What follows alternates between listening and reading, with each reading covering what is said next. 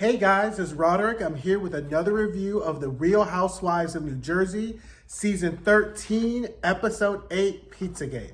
I know y'all are like, bitch, why can't you ever get a video in time? But I literally have a great reason this week because I had to get a colonoscopy yesterday.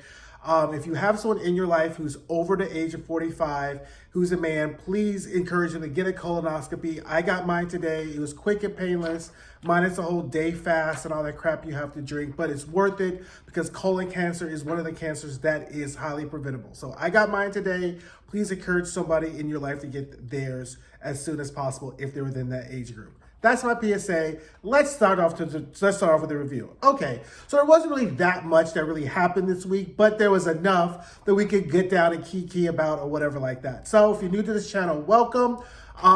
If you're back, let's just get into it. So this episode's called Pizzagate, but the Pizzagate was kind of a letdown, but we'll kind of get to that, why Pizzagate really didn't have enough steam that we thought of, right?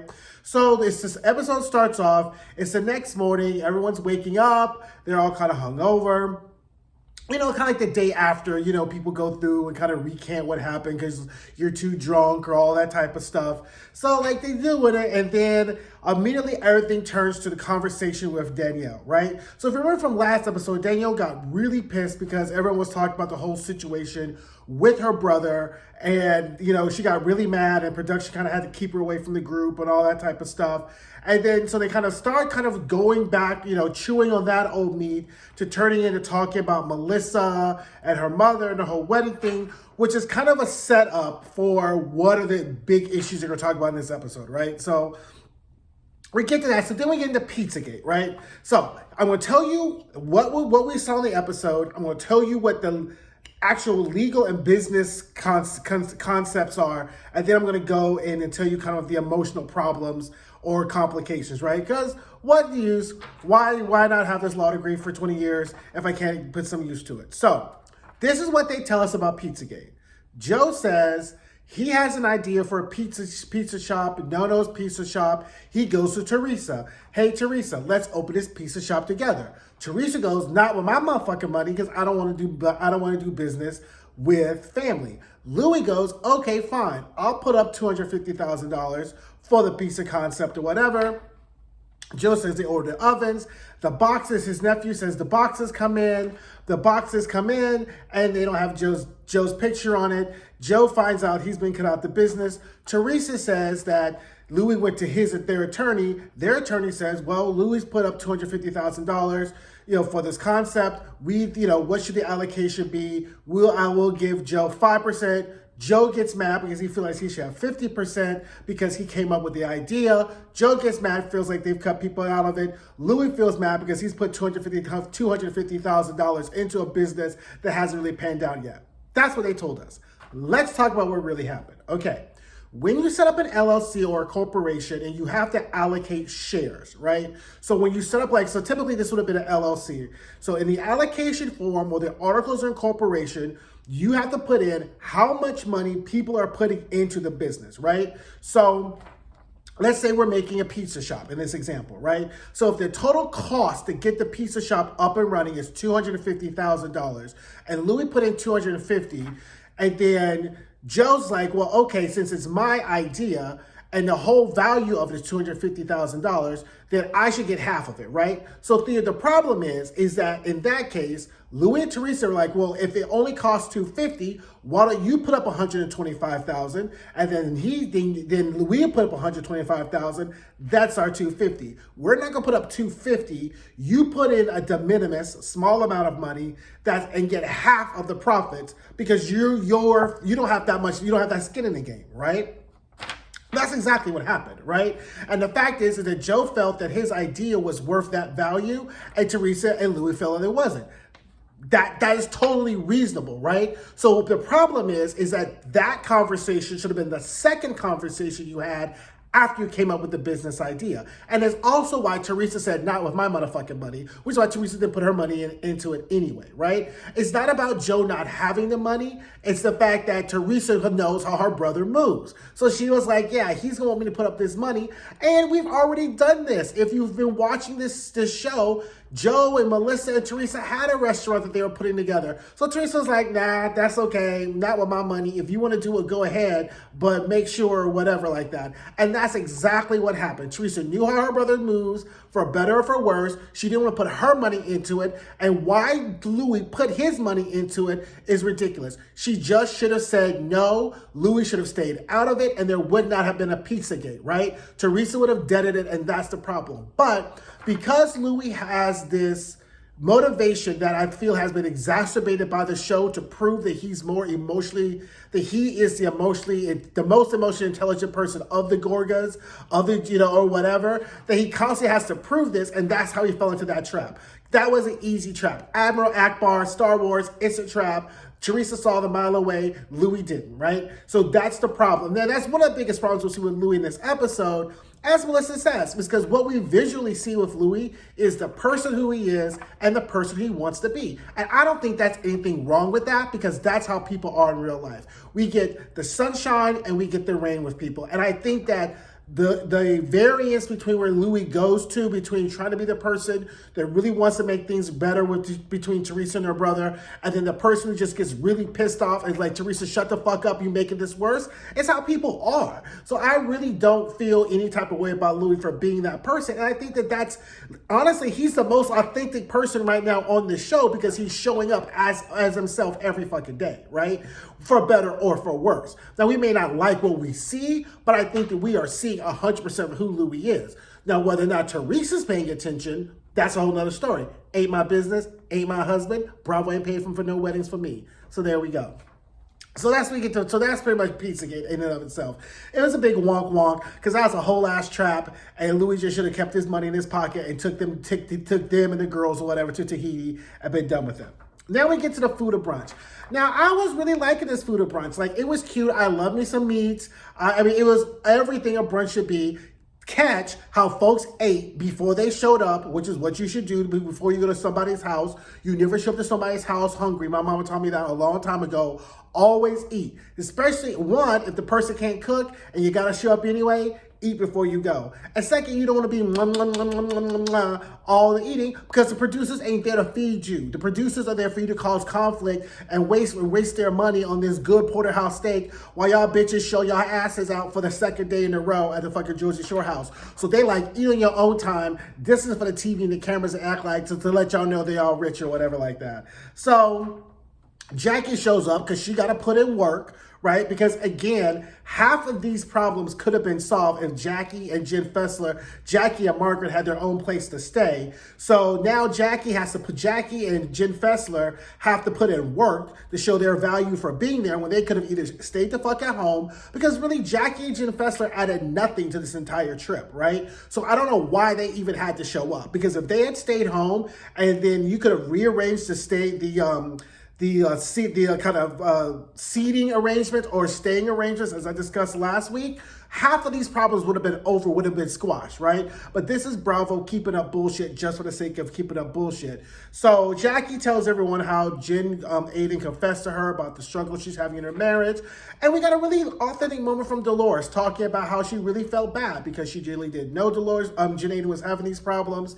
And and I appreciate that, because just because you know this in your own life, just because you have someone who you're no longer friends with, it doesn't mean you don't care about them. It doesn't mean that you don't want them to succeed. It just means maybe their part in your story is over, but it doesn't mean you don't want the best for them. And I thought that was like a really good moment. Then we get back to Melissa and the mother and inviting people. And this is why Jackie irks my nerves, right? Because she could be brand new as fuck, right? She's like, what does it matter if you add one person or 5 people? Bitch, stop counting other people's money, right? Because everybody who's ever had a wedding, been to a wedding, sent a wedding gift, saw a wedding on a television show knows that the more people you have at your wedding costs money. As Dolores said, she's like, oh, if I invite Jackie's mom, then I gotta invite all her whole family, which is a legitimate thing. And if she does not fuck with Melissa and she doesn't really like Melissa's family, why is she coming out of pocket for these people to be at her wedding? Stop counting people's money. So even though the right thing to do is to invite, at the end of the day, unless Joe said, you know what? I will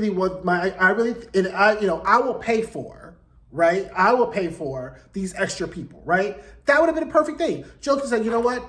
Because the conversation would have been like, hey, Teresa, can you invite, you know what? Can you invite Melissa's mom, right? Because Teresa has told us, I'm jumping ahead, that if Joe had come to her, that she would have gone ahead and invited them. So here's the conversation on the real.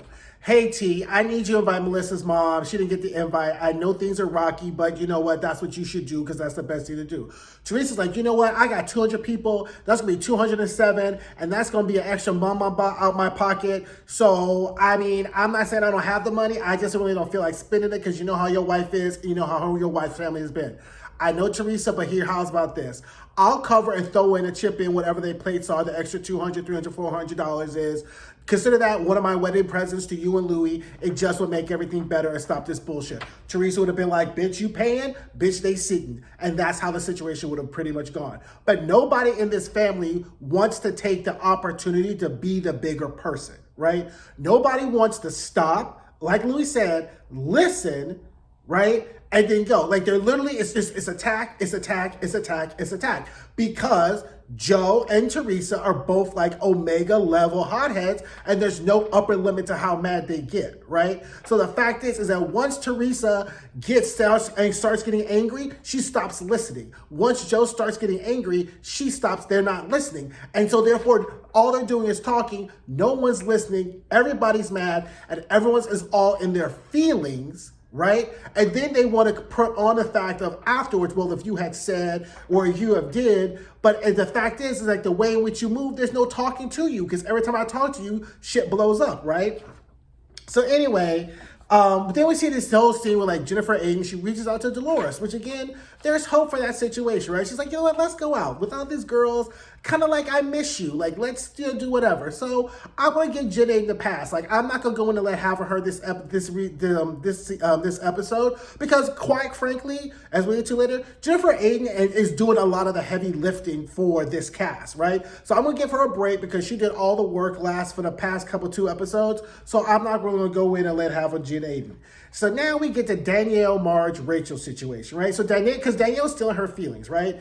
And the whole point is like, you know, Danielle is really kind of being brand new because she's just like, how? So the point is this.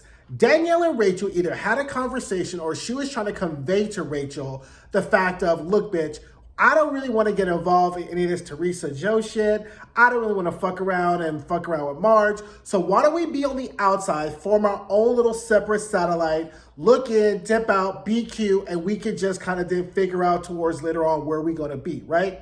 So the producers caught on because they were like, okay, these bitches ain't getting involved in no shit, and went to Rachel and said, look, bitch, either you ain't on here to look cute, okay? So y'all gonna have to get involved and get your hands dirty sooner or later.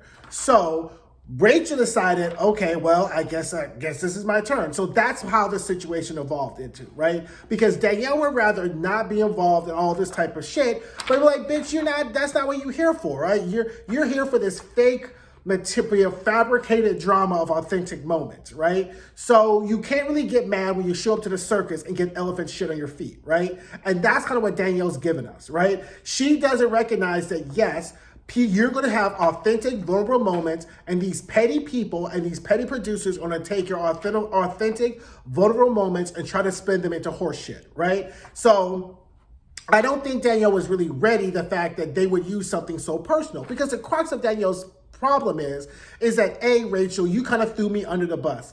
Whatever, bitch.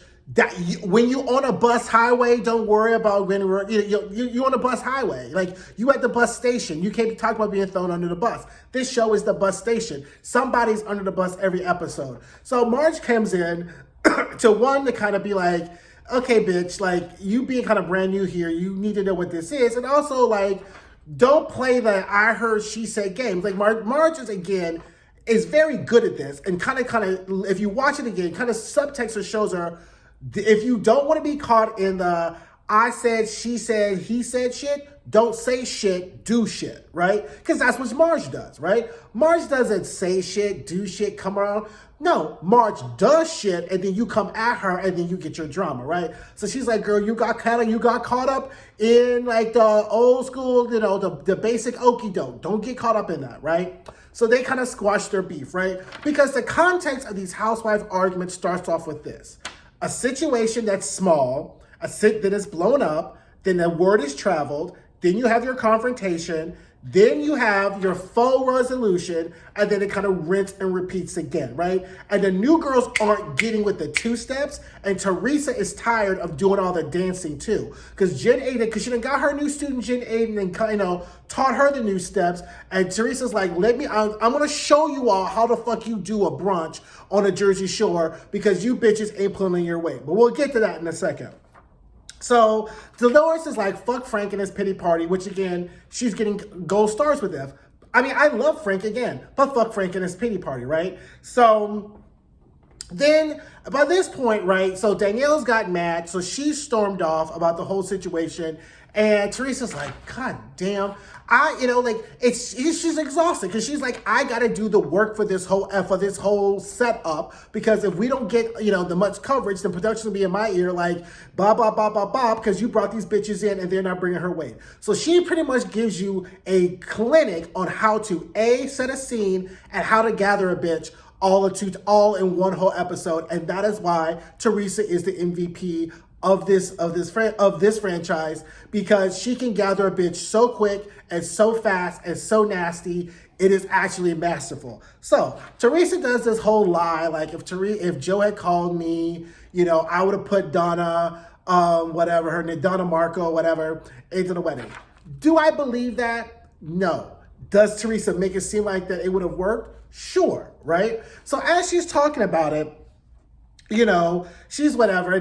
So Danielle hasn't left at this point. So Danielle's still like, so Danielle goes to the women, right? So then she's like, and she authentically is hurt because she's like, I told you all something that's vulnerable, that's about me, that's about my life, and you all are trying to make it into something that it's not. He cut me off after Instagram. That's what it is. That's what happened. And they're like, well, maybe, well, whatever. I totally understand Danielle being like, you dumb, slow-ass bitches. Who the fuck are you to fucking jump into my business and my life and tell me what something is or isn't? I told you what the truth was. Why can't you believe me? What have I shown you for you not to believe me to be the truth? They like, bitch, this is a show and we got to keep this storyline going. This is production's fault, right? So because production should have long since set the stage for Danielle to have a confrontation or a meeting with her brother so that then she could say, and we went to go see him, and he shut the door in my face, and I went to go meet him, and he walked out the restaurant, or he did not show up to the restaurant, or whatever. See, that's what the women are missing, some kind of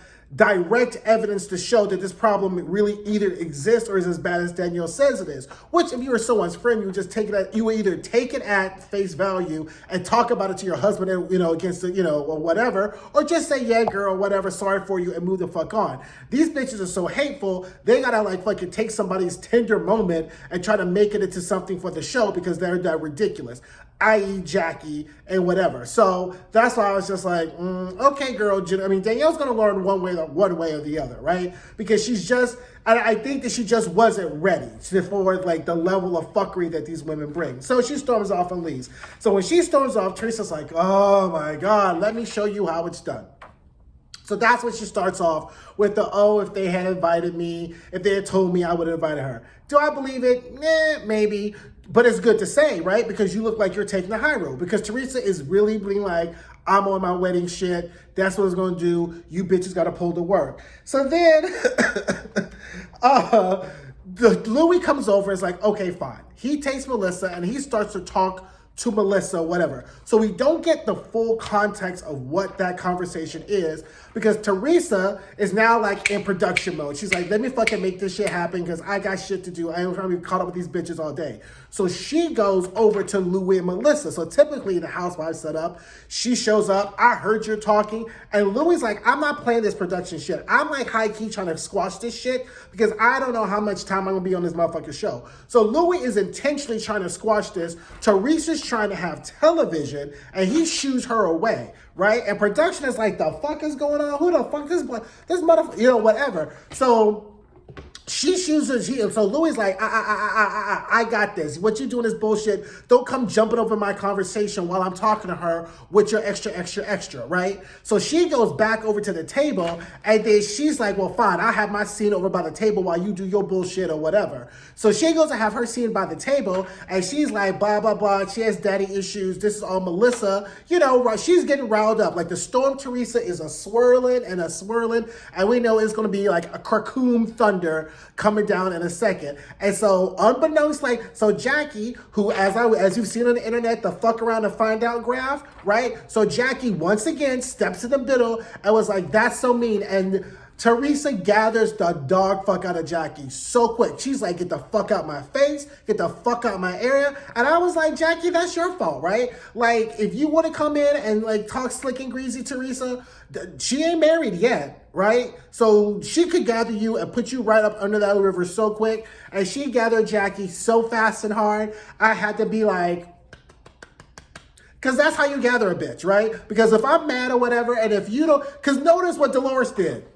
Nothing, right? Dolores didn't be like, Teresa, calm down. Teresa, that's so mean. Dolores is in there eating her porterhouse steak, sipping her drink, doing whatever, being like, okay, girl, like, do you. You know what I'm saying? Whatever. Like, Jackie ain't gonna learn until she gets snatched up really quick, right? Because as I have said, and Teresa validated, stay the fuck out of family business, right? Let the Gorgas fight all they want to fight. There's nothing gonna be collateral damage. So Jackie should have just kept her mouth shut. I recognize that you want to stand up for your friend, but unless you are willing to go toe-to-toe, round to round, 44 rounds with Teresa, you might as well just keep your mouth shut or do whatever, right? So Teresa snatches and gathers Jackie up real quick. I like literally cackled because I was like, that was a quick gather. When you just mad at someone says something and you talk about subject A and this person's over here, you like, what? Because what Teresa was really saying to Jackie is that you can catch all of this that I meant for her. You can get all of this. And your ass gonna end up, I was going to say, yeah. So she was like, you can catch it all. So I was just like, okay, whatever. Now, Teresa goes back over to Louis because the production went over to Louis, says, you can't be shooing people and doing whatever. You here, we here, you know what this circus is about. Get your little bib on, catch these custard pies, and look for the clown cars coming. Don't be trying to stop our circus because you're trying to have, Iyanla Fix My Life with Melissa. So Teresa shows over, and then we have the next round of the Battle of the Gorgas. And honestly, nothing new came out of this, right? What really was shown was that Teresa and Joe don't know how to let go or let things in the past, and they don't know how to be the bigger person to apologize, right? Because here's the thing. Teresa says, I was really hurt and mad when Margaret was doing her stuff last season and you did not stick up for me. Then Melissa goes, you did not stick up for your brother last year when Jennifer threw us out the house and was talking all this bad stuff for me. Both equal points, both were true, right? So pause the tape. What do we do, healthy, emotionally intelligent adults? Melissa or Teresa says, you know what? You're right. I apologize for that. I didn't think about that in the heat of the moment it happened. I should not have done that. At any point, one of them could have kicked that ball off and it just could have been deaded, right? Because then if Melissa had said it first, Teresa would have apologized just so she wouldn't have looked bad. And if Teresa had apologized first and said, you know what, I'm sorry, I shouldn't have done that, Melissa would have done it for the sake of moving things forward. That's all they had to do. That was the first point at which you could have stopped it. But nobody wants to stop to be the bigger person and just squash it for the sake of squashing sake, because Joe gets super angry, Teresa gets super angry, and then Melissa starts getting hurt because her husband's angry. And then we add the Louis factor in, who wants to kind of kumbaya and make them better, because he's like, you all getting angry isn't solving it, right? So then they go back. So now all we're doing is rolling through past recriminations. You didn't do this. You call a bitch boy. And the post at any point being like, I'm sorry, I didn't mean it. You know how I am. Don't take some shit so seriously. Whatever, you could, at any point, it could have been de-escalated with a simple heartfelt apology, because I do not believe at any point that Teresa or Joe wants the dissolution of their familial relationship, right?